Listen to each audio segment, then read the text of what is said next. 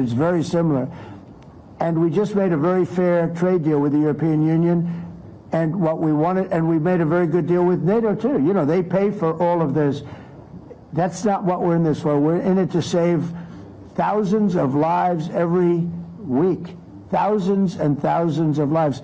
That's why we're in it. And I think we have a very good chance of bringing this war to a conclusion. President, President, and your cabinet has done honestly an excellent job. I think that a lot of people could agree to that. Thank you. I'm speaking as someone who lost my father in a war, so I know the human cost. What would your advice be to American leaders, to world leaders, to neocons, to TV hosts who often speak about conflict in abstract or strategic terms rather than the human cost and the human terms? Look, my only statement is we have to get together. It's a very small group of people. It's the president, and the president. Okay, 3 presidents. And I'm the mediator president. And I'm mediating not an easy situation. It should be easy, but it's a lot easier when people understand each other, when they get together, and when they like each other. We don't necessarily have that situation as far as like is concerned. Maybe it can turn around. Maybe it can. But in the meantime, we'll have them keep a little bit of distance, and we're going to see if we can get it done. This is number 9, okay? This will be number 9 for me. I've solved 8, including the Middle East. I've solved 8.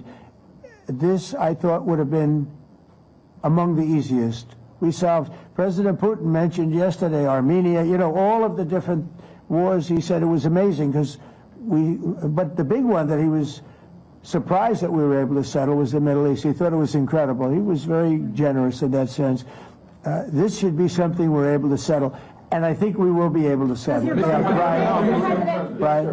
On that note, you will go down as the peacemaker, no doubt, and you will resolve this war. Well, you know, we resolved 8 others. It's funny how people say that. If you get this one, every time I do one, they forget about that one. I solved 8 wars.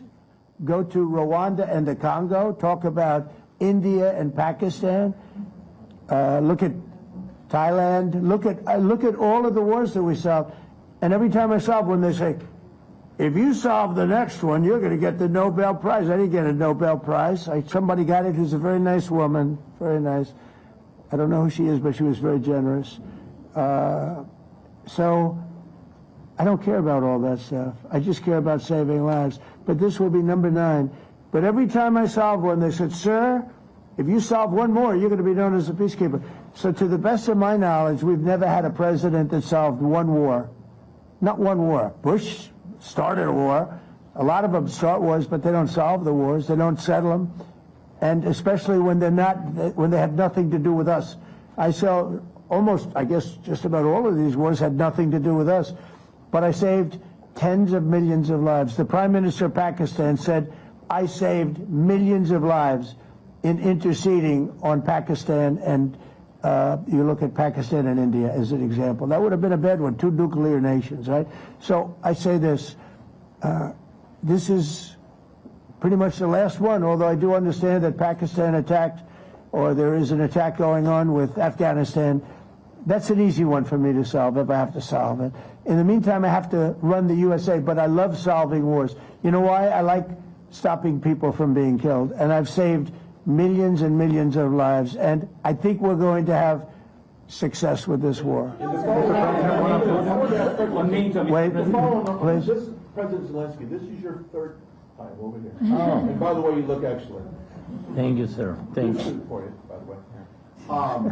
This is your time here. How different sitting across from the president is this time versus the 2 previous times here at the White House, and how confident are you hearing the success rate of solving these prior wars that he can get this war solved? First of all, about suit. The same suit because the same president. It's very simple. The next president will have another suit. Yes, about our relations with President Trump, I think we have important dialogues, and I think we begin to understand each other. Yes, and I know that President is briefed very well about situation in the battlefield, and he knows a lot what's going on in the battlefield in Ukraine. And I think it really helps when you know a lot of things, a lot of details about one or another war. It helps a lot. But we are still in war, and I hope we can manage. You have been hearing It's that there are some important. countries that are not meeting their commitment. You pointed out Spain. They said that it's impossible. No, Spain has not come through. No, Spain has not been loyal to NATO. Spain has been, they're the only one. Everyone went up to, as you know, I mean, you were at 2% and they all went up to 5%, but Spain disagreed with that. I think Spain should be reprimanded for that. I think it's very bad that they did that, but that's up to them. That's up to NATO and Spain. From your option, they cannot be expelled from NATO. Can they or not? They cannot, according to the treaty, but they also claim that they are protected by the European Union umbrella for trade. Well, the other people, many of the other countries are in the European Union too. They're not complaining, right? President tell you that Putin is serious. That's interesting. Mr. President. Yeah, please, go ahead. Thank you, Mr. President. Do you think you can carry the momentum from the Middle East deal over to this deal? And I if do. so, how does that move the needle? Yeah, I do. I think we carry a lot of momentum, a lot of credibility. Getting Middle East done was very important. Nobody thought it could be done. That was one nobody thought could be done, and we got it done. And a lot of that was the big hit that we put on Iran with respect to the nuclear. They took, that was an unbelievable military maneuver, the B-2s, and many other planes involved, by the way, but the B-2s. Yeah, I think nobody expected that to happen. And, you know, we had 59 countries involved, and these were countries very diverse. You had Arab, Muslim, Jewish, you had every country, Christian, you had every country, and many countries involved, and we got that done. And we got it done pretty swiftly after we set the table properly. We had to set the table properly. This should be one that we get done. And I think the table is set properly here now, too. And it'll be a great honor. It'll be a great honor to get it done. And the Ukrainian people are great, and the Russian people are great. And obviously they have much in common, as we understand. They have a lot in common. So it'll be a great honor to get it done. Yeah. On Venezuela, there are survivors from your latest boat strike. What happens to those survivors? Well, I'll ask Marco to discuss that possibly. Yeah, it's well known there's an ongoing narco-terrorist operation the United States has been conducting. As far as details of any recent strikes, we're not prepared here to announce all those details, but you'll get that information here very shortly. And how are there survivors when these are meant to be lethal attacks? Yeah, again, I mean, we're undertaking these operations against narco-terrorists. That's what these are. These are terrorists. Let's be clear. And but as far as the details of any recent operations, when we are prepared to announce those, we will, as the president has consistently done. So you may get something on that later today. Let me ask you, that was in a submarine, right? We attacked a submarine, and that was a drug-carrying submarine built specifically for the transportation of massive amounts of drugs, just so you understand. This was not an innocent group of people. I don't know too many people that have submarines, and that was an attack on a drug-carrying, loaded-up submarine. Yeah.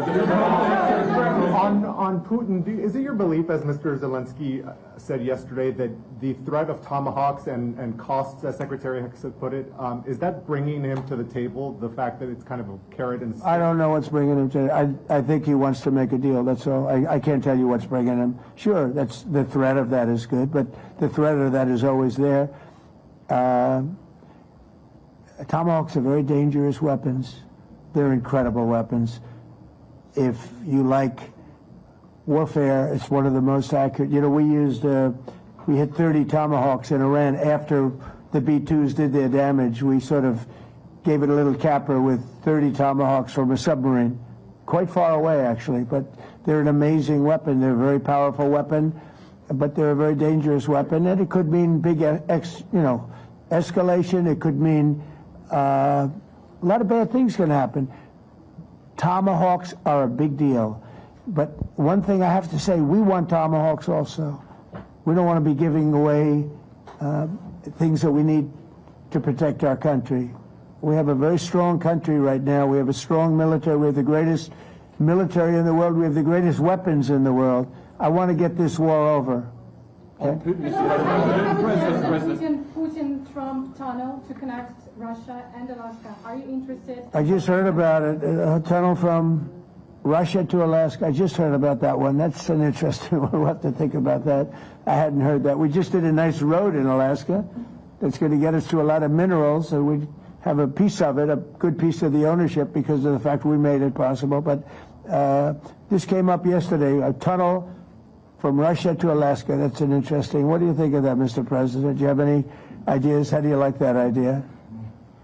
I'm not happy with this. I don't think you're going to like it. I don't think you like it. President Trump, do you think that Vladimir Putin, do you think that Putin is your gut instinct? Well, we had a senator that wanted, remember, from Hawaii, she wanted a tunnel from the mainland to Hawaii. Then she said, well, we can't do that, so we're going to build a railroad to Hawaii. Do you remember? She's a current sitting senator, a Democrat.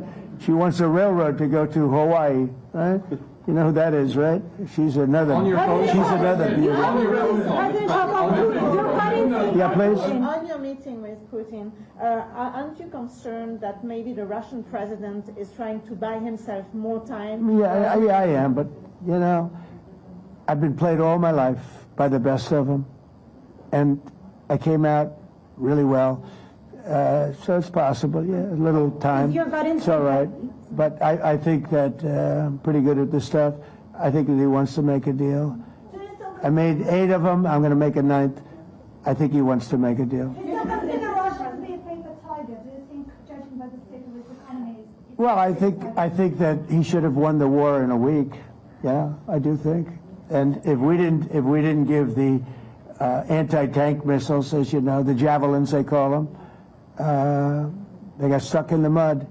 They would have been in Kiev very quickly. They were heading to Kiev. So, you know, in war you have a lot of luck too. You know, weather has won war, and the cold and the heat and all things take place in war. But that was a very interesting moment when the tanks started rolling and some brilliant general said, let's go through the mud instead of going down the highway, right? So they got a little bit lucky. But you know where they really got lucky? I gave javelins. That wasn't given by Barack Hussein Obama. He gave them sheets. You know, there's a statement. Obama gave them sheets, and I gave them the javelins. And the javelins are a devastating weapon. And that wasn't given by Obama. That was given by, because at the time it was Obama. That was given by me. So it was like one of those things. And you had hundreds of them. They're a devastating weapon. We have a lot of devastating weapons. I'd rather not use them. But that was a big moment. You know, when the tanks got stuck, they got stuck. And call it luck or call it talent. I'm not sure what you'd call it, but it was a big moment in time. Do you think Democrats will give you credit? Do you think Democrats will give you credit when you finally end this war, like they did with the war in the Middle East? And I think right now the Democrats are really damaged, mentally damaged.